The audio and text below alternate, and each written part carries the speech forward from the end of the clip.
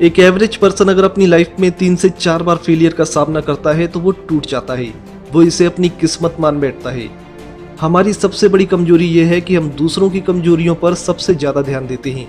वो ये नहीं कर सका तो मुझसे कैसे होगा, उसने तो इतना पैसा लगाया धंधे में फिर भी फेल हो गया, मैं कैसे कर पाऊंगा।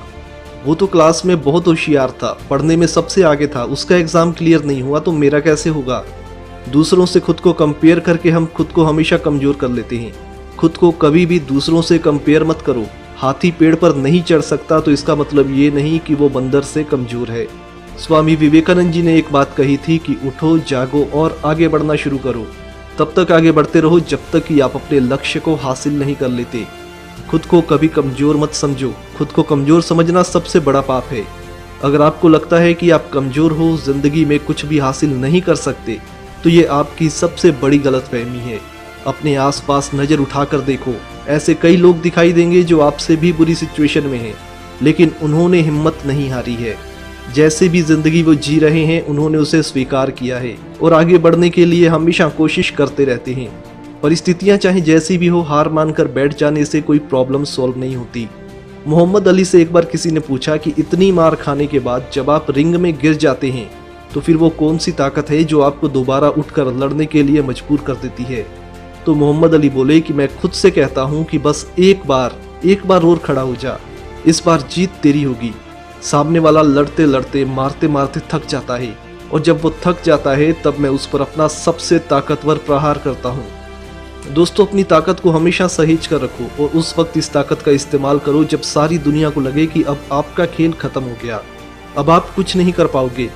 एक लक्ष्य में जो ताकत होती है उसे आप सोच भी नहीं सकते। अगर आप अपने लक्ष्य के प्रति पूरी तरह से समर्पित हैं तो दुनिया की कोई भी ताकत आपको उस तक पहुंचने से रोक नहीं सकती। 3, 4 या 5 बार हारने से आपकी जिंदगी का मकसद खत्म नहीं होता, बल्कि वो मकसद आपके और भी करीब आ जाता है।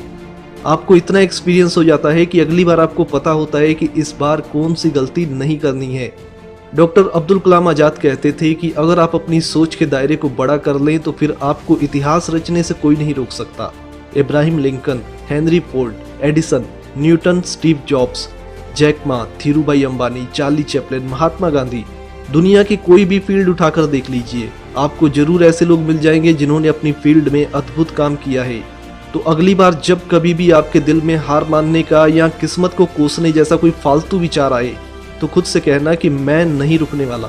जब तक मैं इसे कर नहीं लेता तब तक मैं नहीं रुकने वाला और ना ही मुझे कोई रोक सकता है। खुद को पहचानो, अपनी पर्सनैलिटी को पहचानो, आप किस चीज में बेस्ट हो उस फील्ड को पहचानो और फिर बिना किसी डर के, बिना किसी झिझक के अपना काम शुरू करो, सफलता जरूर मिलेगी। वीडियो अच्छी लगे तो इस वीडियो को लाइक और शेयर करना ना भूलें। इंस्टाग्राम पर मुझसे जुड़ने के लिए इंस्टा आईडी का लिंक डिस्क्रिप्शन में है, उसे फॉलो जरूर करें।